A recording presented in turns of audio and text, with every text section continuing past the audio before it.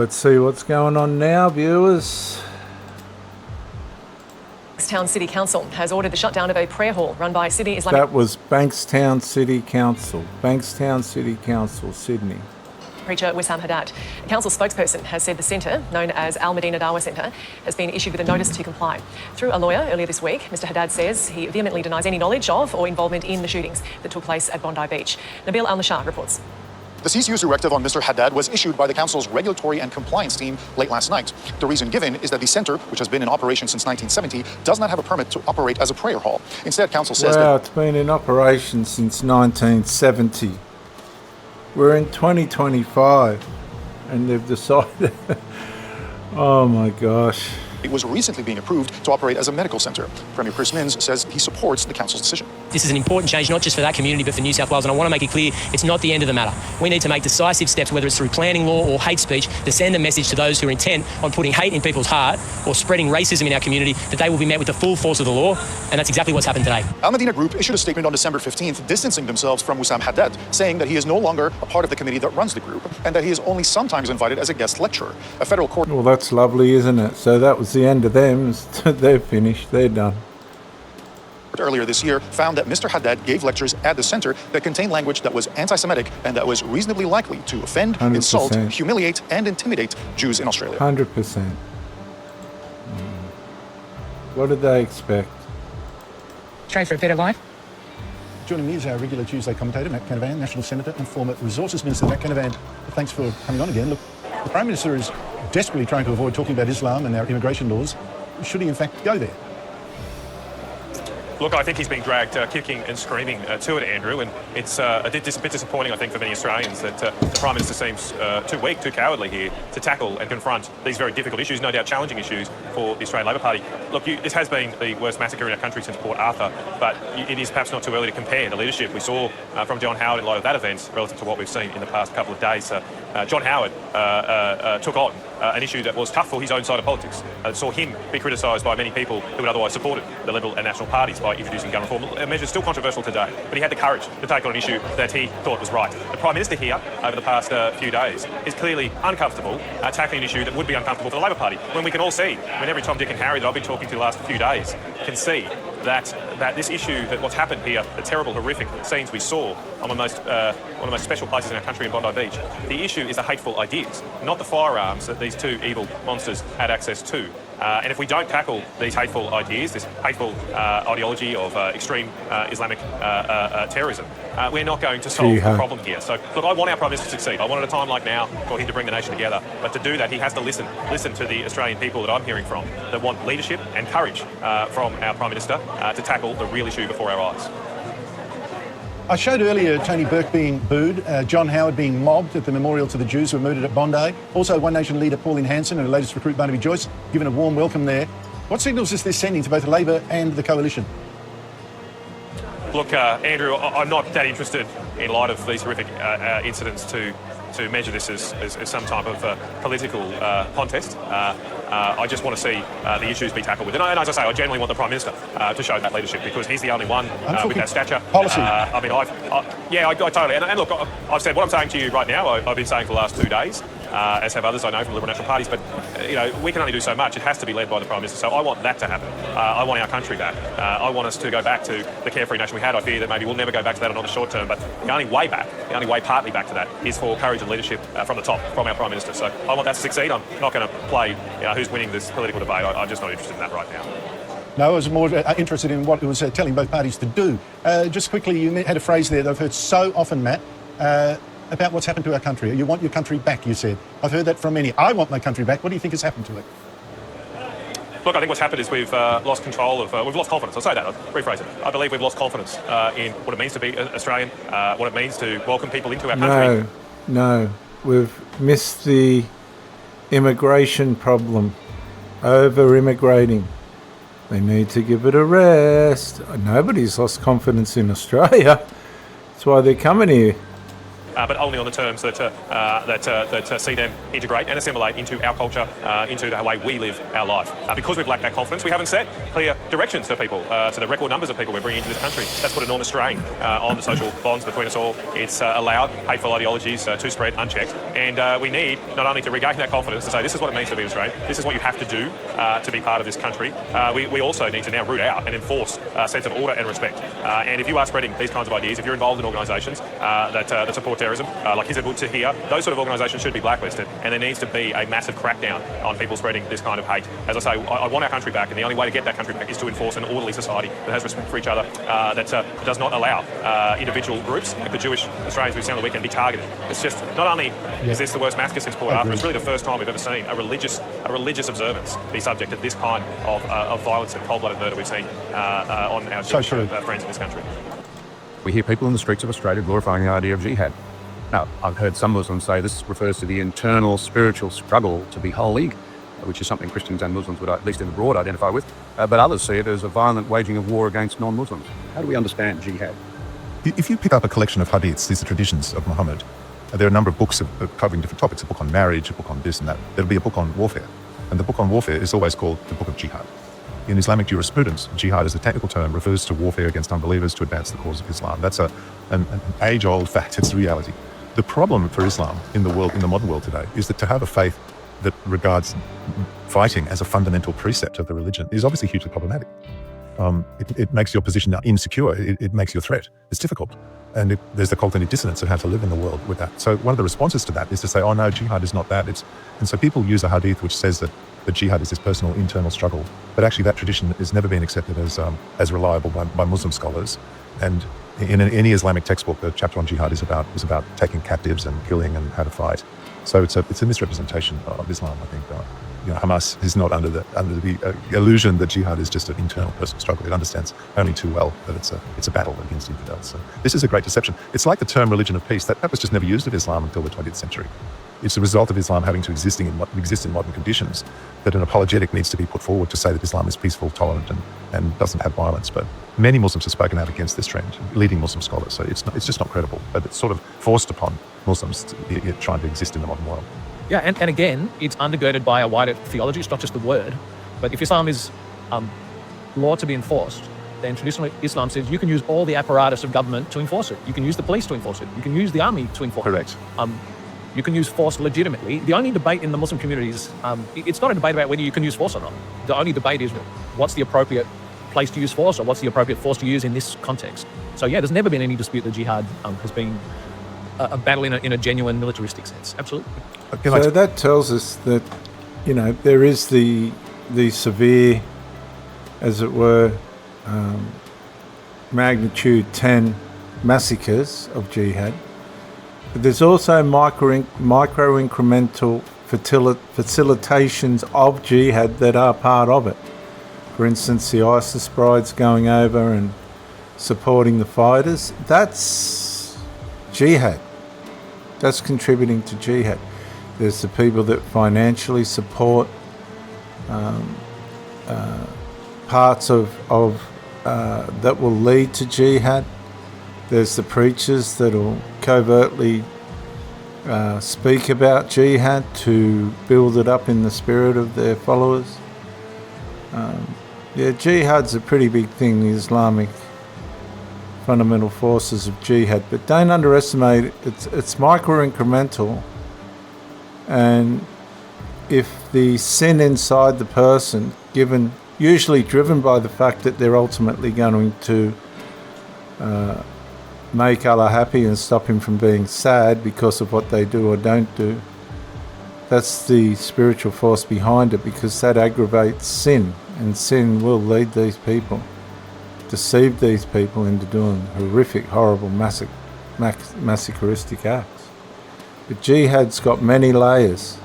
I'll tell you a story about this, that when the civil war broke out between East and West Pakistan, it created a theological dilemma, because strictly speaking in Islam, you should only fight against infidels. It's forbidden for Muslims to fight against Muslims, and warfare should be for Islam. So what happened was the West Pakistani theologians declared that the East Pakistanis were infidels. And so it became a holy war. And then you can kill the infidels and rape them as well, and hundreds of thousands women in East Pakistan, now Bangladesh, were raped. It was very traumatic.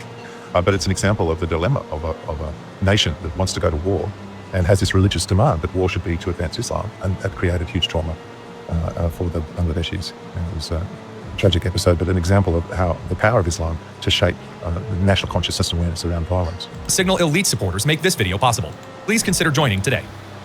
Hello, this is Victor Davis Hansen for the Daily Signal. We've had a lot of incidents worldwide of Islamic terrorism or threats of Islamic terrorism. The most egregious is in Bondi Beach, Australia, where 2 gunmen, a father and son, killed 16 people and wounded 40. How that happens in front of police who reacted very quickly, I don't know. They were only stopped by a heroic Syrian immigrant who tackled one of the shooters and disarmed him. The problem with all of this is that there was no needed reaction from the Prime Minister of Australia. We didn't hear. We have to be very careful about radical Islam. These 2 people got 2 guns legally that they should not have had since they were on a watch list with terrorist activity. And there was no reason that this one shooter, the father, had 6 guns, among them semi-automatic weapons, in one of the most gun-controlled societies in the world. We didn't hear that. Instead, we heard that they condone all extremism. This is not who we are. We, in the utmost, you know the whole boilerplate. And then they said, we oppose all extremism, and it was a nanosecond before they said white extremism that had nothing to do with this. The second incident was in the Champs-Élysées in Paris. They canceled the annual Christmas celebration because they were afraid of radical Islamic protests. This is a French, predominantly at one time Catholic country, and they're afraid of 10 to 12% of their population can cancel the entire celebration. Would they ever do that for a Islamic celebration? Would the majority say, we're the majority and you can't have? No, they wouldn't. And then we come to the United States. We lost 2 soldiers overseas stationed in Syria that were executed, ambushed by a supposedly ISIS murderer. Details are still out. Back home, Brown University had a shooter who went into a classroom, yelled something. People are disagreeing whether it was Allah Akbar or what it was, but he executed 2 students and may have wounded 9 others. And again, the same mystery. How can a university with thousands of feet taken a video every hour not have him on their video records? How did he know where the classroom was? How did he know his way around Providence, Rhode Island? Why did they get another suspect who was a white male, former Army recruit, blasted his name everywhere as a likely suspect? He had nothing to do with it. And now we're told to be very, very careful about this suspect. He may allegedly be a Palestinian student. What am I getting at with all of these situations? I could multiply them tenfold. They are indicative of 3 or 4 pathologies in the West right now. Number one, the borders of, it's hard to say Australia because it's an island continent, but they are open. Europe's are open. Ours had been open until Trump. By open, I mean thousands of people are coming from the poorest and sometimes the most antithetical of societies into Western countries. And they are not assimilating, not acculturating, and not integrating. In fact, they're creating enclaves of resistance, mostly in the case of those from the Middle East. The October 7th slaughter of Jews and the reaction against the perpetrators in Gaza set off a whole new round where our Western University campuses were literally taken over by foreign nationals on student visas that were rooting for Hamas, a terrorist-designated organization, or chanting River to the Sea, the erasure of Israel and the Jews entirely in the Middle East, et cetera, et cetera.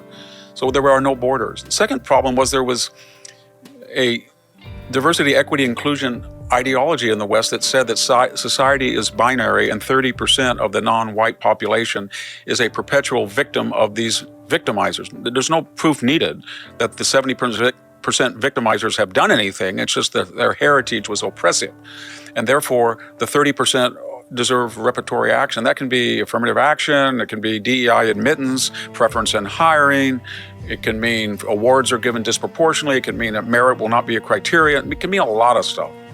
But in the case of these incidents, it means if the perpetrator is from the Middle East, there's a feeling, a general feeling that you cannot identify him. Or if you do identify him, or you say it's a radical Muslim, you have to then say, we deplore all the violence. We deplore anti-Semitism, which is the case in point in Australia, but we also deplore Islamophobia, of which there is no examples of people mass shooting Muslims in the cases we have seen. The third catalyst for all this is, let's be honest, it's Western decline. The West is in spiritual, emotional, psychological, sociological, economic decline. The fertility rate is 1.5 1.4 in Europe, 1.7 something in the United States. Green energy ideology and zealotry has made energy almost unaffordable in Western Europe and to a degree in the United States, partly on the prompt of the Chinese, who sell cheap solar, wind, and green advocacy so they can build nuclear plants, coal plants, import embargoed oil, and have an edge competitively in economic rivalry. In addition to that, the West is not defended. The military budget in Europe until recently was anemic, and I think Germany at one time recently had only 8 operable tanks, as we see in Ukraine. And the world doesn't stop because Europe says it's going to disarm. And we, to a greater extent, under the Obama and Biden administration, were disarmed. We were short almost 50,000 recruits. I could go on, but the combination of a lack of confidence in the West, in their culture, their tradition, their values, their heritage, their ancestors, coupled with this utopian idea you're going to change the demographic by bringing in poor people from antithetical societies, with the false multiplier that you're going to be racially and sexually and gender fixated and oppressed and dole out special beneficia to people based on their superficial appearance. It was a perfect storm. And if we didn't have these catastrophes, we'd have to invent them. Thank you very much. This is Victor Davis Hanson for the Daily Signal. Brothers, you call me traitor. You write to me. You say my turning to Christ is haram. I did not choose this. Wallahi, I had no choice. In the night of my pain, he came. Jesus showed himself to me. He is the true God. He spoke to my heart. How can I deny what my eyes have seen? Now they're all shocked. The activists, the Greens, the influencers, all those people who made the word Zionist, or Zio, the dirtiest word in Australia, who marched through the streets with signs saying, "Globalise the Intifada." Well, congratulations. The Intifada's here. It arrived on Sunday night, the first night of Hanukkah. Gunmen opening fire on Jewish families celebrating by the sea. 15 dead, a 10-year-old girl among them. The police are working to establish a motive, but we already know the motive. We've watched it percolate in this country since October 7, 2023. Anti-Jewish rhetoric dressed up as morally urgent criticism of the war. And the people who did it? They're now posting their condolences, their horror, their disbelief. You built this. You laid the foundations, brick by rhetorical brick, with every viral post, with every retweet, with every sign saying Zionists are neo-Nazis. What did you think Intifada meant? It means blood. It has always meant blood. And now they're cleaning up blood on Bondi Beach. Anti-Semitism has always been like this. It doesn't goose step into the ball dressed as anti-Semitism. It arrives in the costume of the moment, as nationalism, as social justice, as anti-capitalism. It sounds reasonable and righteous. It speaks in the gentle language of human rights. And then people die. That's always how this story goes. Yes, you can criticize Israel, you can oppose the settlements, you can protest the civilian death toll in Gaza, but there's a difference between protest and incitement, between holding a government to account and demonizing an entire people. So spare us the shock, keep the thoughts and prayers. You don't get to globalize the Intifada and then act all surprised when it shows up. I've never said this before, but Palestine is Jewish land. I mean, come on, who doesn't know this? Jesus came to Jerusalem. He came to the Israelites who were there. It's Jewish land. I mean, if the Jews later on want to become Christians, believe in Jesus, and then later on they want to believe in Muhammad, that's fine. You can change your religion, but you can't change the history of the land. It's Jewish land. Which is maybe why I get along with Jews a lot. But it's a good thing to know the truth and follow it. It's a beautiful thing to be honest to yourself, to history, and to the lands you live upon. You know, I was going back through, my old social media posts, and on October the 9th at the Sydney Opera House, I said, this is sending a message about who controls the streets of Sydney. And if you don't deal with that message, it gets worse and worse and worse. And then we watch that happen every weekend. At the Sydney Opera House, Mal Lanyon was the one who said nothing happened here. The Prime Minister said nothing. The Premier was missing in action. And when a young child dies, everyone says, oh my God, how did this happen? Nobody is asking, how did this happen? Because we know how this happened. We know what led to this happening, and we know why it happened. And the problem is these are not conversations that our politicians are having. We had the Prime Minister today saying he'll do anything possible, but that'll be as long as it's about gun laws or hate speech or social media, but they're not going to talk about the elephant in the room. And because we're not having those conversations, that leads to very angry people, and that's not something that I want to see in this country. Just like this is not something we should ever see in this country. We wouldn't be here right now we'd be at the beach, which is where Australians should be, at Bondi, and not here laying flowers for the bodies of dead Jewish people who did nothing wrong except be Jewish in what used to be the safest country on earth. But every single person here knew this was going to happen. It wasn't a question of if, it was a question of when. Well, now we have the answer as to when. And the question now is, well, what are we going to do about that as a nation? And that's a question that our leaders have failed to answer. We cannot fight an evil we refuse to name. Radical Islam. It is not that hard. It should not be offensive to anyone. Muslim, Jew, Christian, it is evil and it must be called for what it is. I say to immigrants in this country, stand with us. The vast majority of whom I know are incredibly decent people. A lot of them are in this room. You've come to this country. You've embraced our way of life. You are grateful for the opportunity, and that is a wonderful thing, and we embrace you and we love you for it. Don't let this country turn into the homes you had to flee.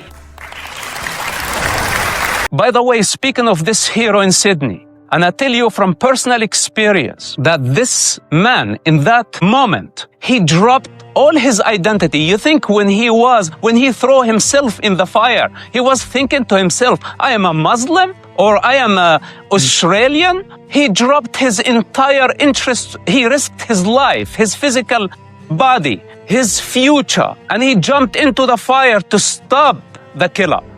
At that moment, he was not a Muslim. He did not have any identity. He was pure potential, pure humanity.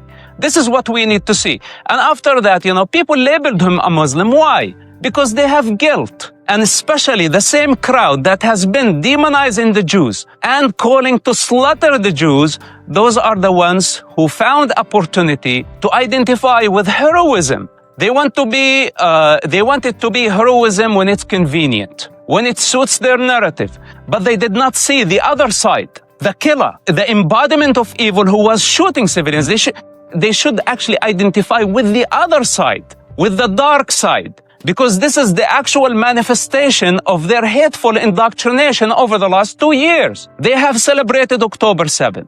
Then they celebrated ballistic missile attacks on civilians in Israel, where they ran like it was insane to see that celebration against civilians and the indiscriminate attack against civilians. And many of them, by the way, back in the day also celebrated suicide bombing attacks. So now the thing is the problem is not with the Muslims. The problem is with Islam itself, with jihad itself. And jihad is a unique concept only to the religion of Islam.